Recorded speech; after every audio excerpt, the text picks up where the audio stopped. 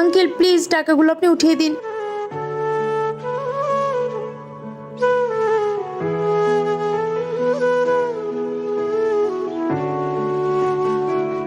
এই নাও মা টাকা। Thank you so much uncle.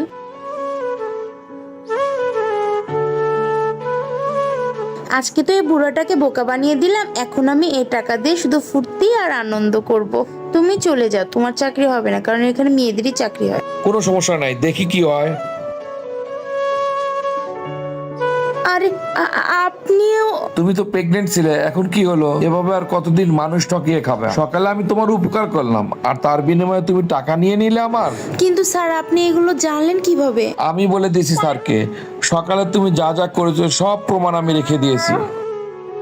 এই মেয়েটি প্রেগনেন্ট হওয়ার নাটক কেন করছে? মনে হয় কোনো সমস্যা আছে। না, এই মেয়েটির সবকিছু আমার ভিডিও করে রাখতেই হবে। আঙ্কেল। স্যার, আপনার ব্যাগের টাকা চুরি হয়ে গেছে। কি বলো? আমার এখানে টাকা ছিল, কে টাকা চুরি করলো তাহলে? স্যার, ওই মেয়েটি আপনার টাকা চুরি করেছে। এত কিছু হওয়ার পরে তুমি কিভাবে ভাবলে তোমাকে আমি এই অফিসে জবে নিব? আমি তোমার আর কোনো কথা শুনতে চাই না, তুমি এক্ষুনি আমার অফিস থেকে বের হয়ে যাও। এই সৎ লোকটির জন্য প্লিজ লাইক এবং সাবস্ক্রাইব করে যাবেন।